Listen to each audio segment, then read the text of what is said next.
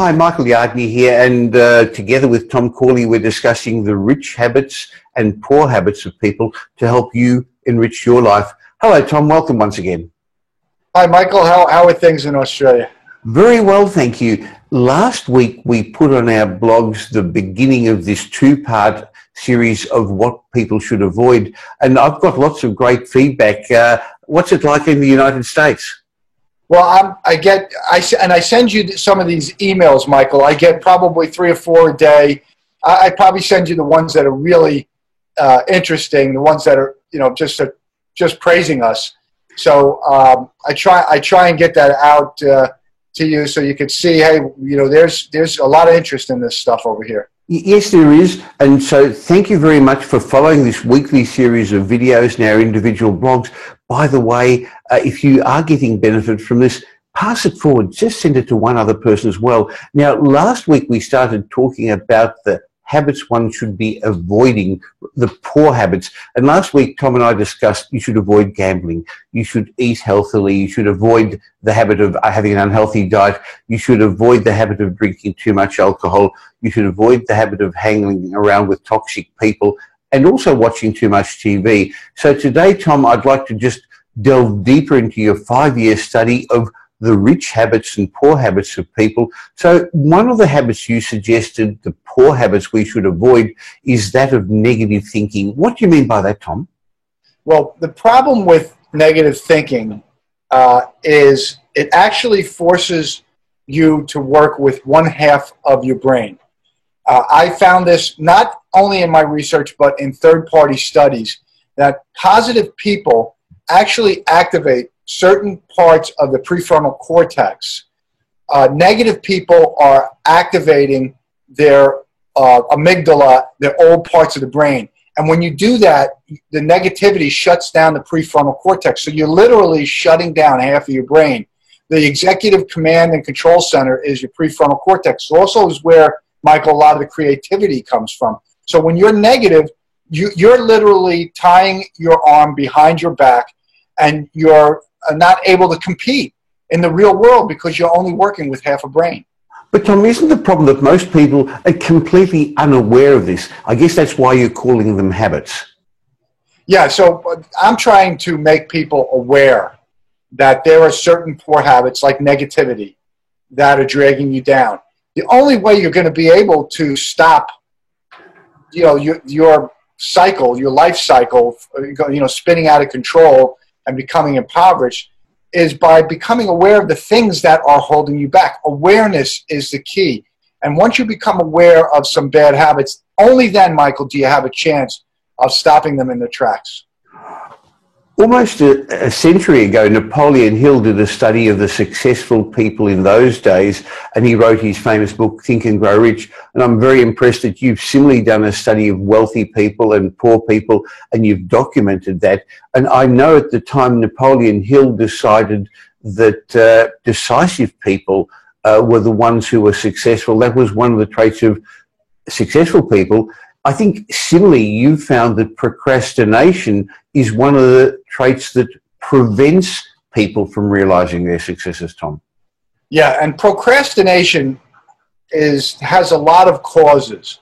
But one of the main causes for people that engage in it too frequently is actually a fear. It's a fear of the repercussions of getting something done, because there are going to be people who are going to be looking at whatever your finished product is, and that means feedback.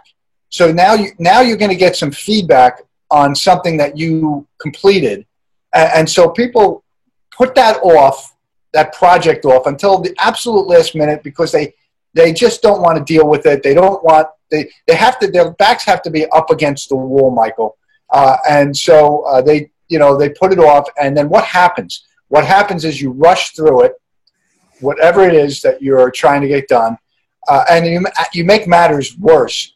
And in a worst case scenario, you could really engage in some malpractice that hurts people financially or health-wise, and find yourself getting sued. So procrastination is a really bad, poor habit for business people.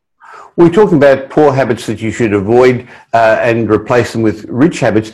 Tom, I think a lot of people procrastinate because they don't want to make a decision. But in my mind, by procrastinating, they actually have made a decision. They've made a decision not to do something. And as you say, that ends up giving them unwanted consequences.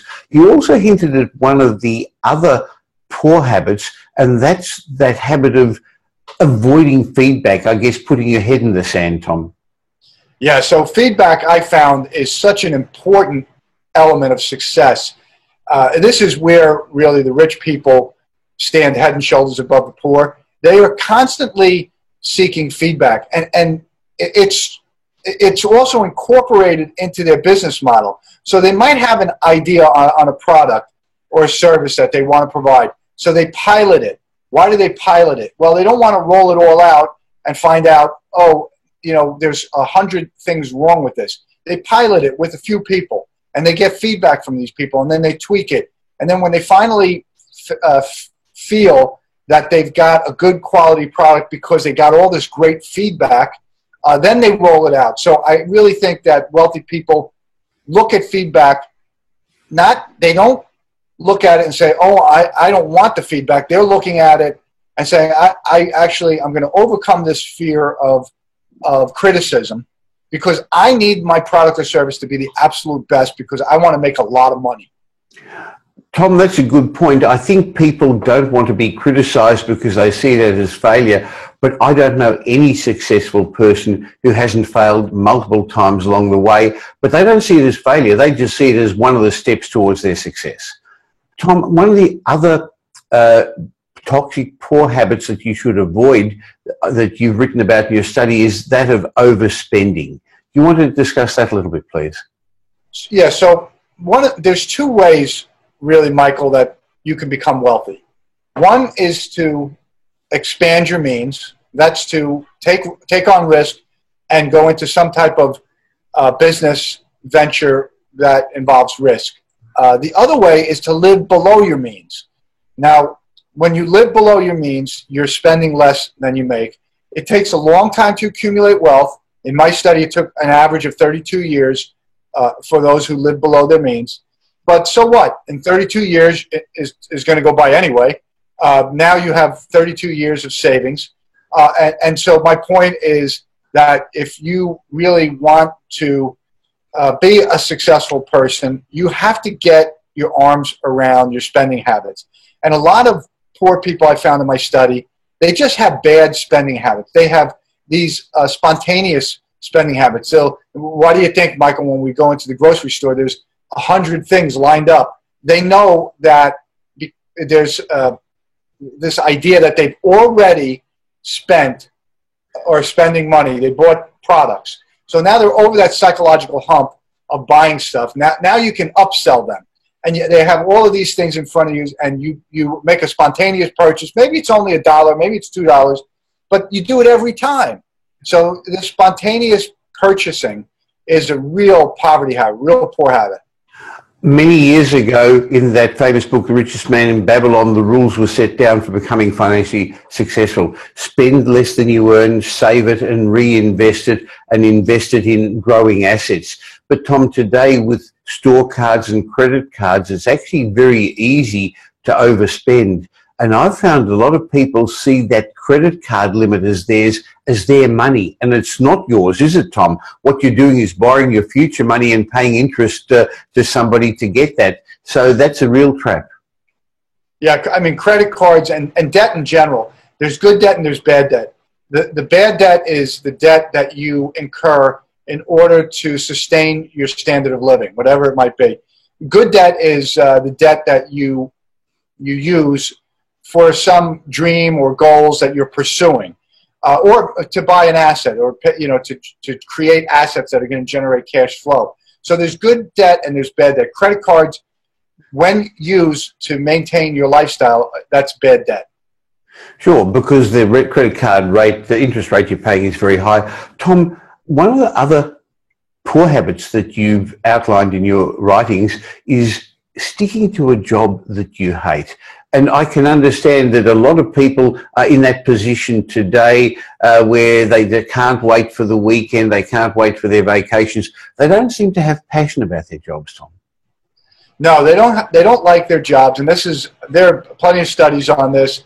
I have one study that was done, I think, by E&Y, Ernst & Young, a big accounting firm, and the individuals in the study, about 80% of them hated their jobs. They weren't engaged in their jobs. Now, if you don't like what you're doing, you're not going to do it well. You're going to do the bare minimum to maintain the job that you hate.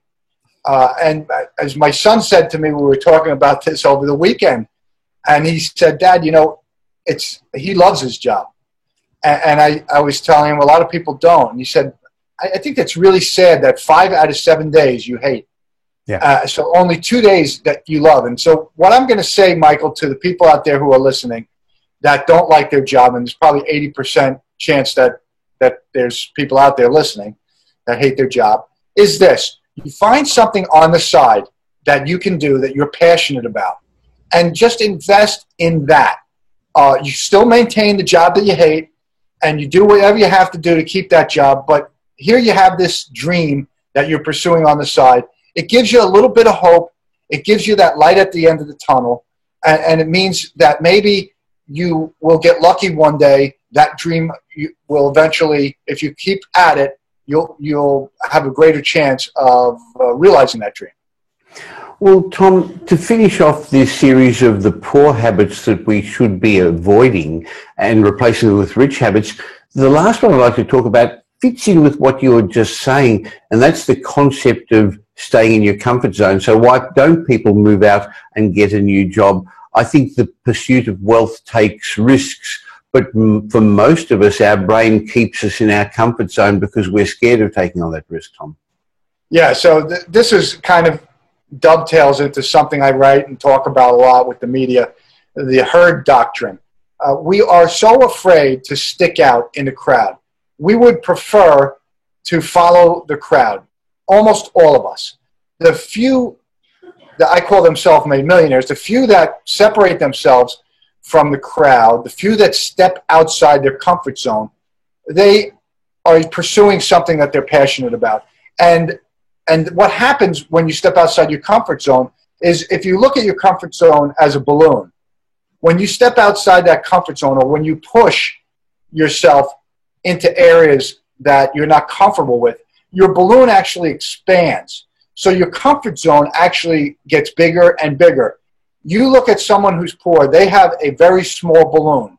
You look at, let's say, Richard Branson.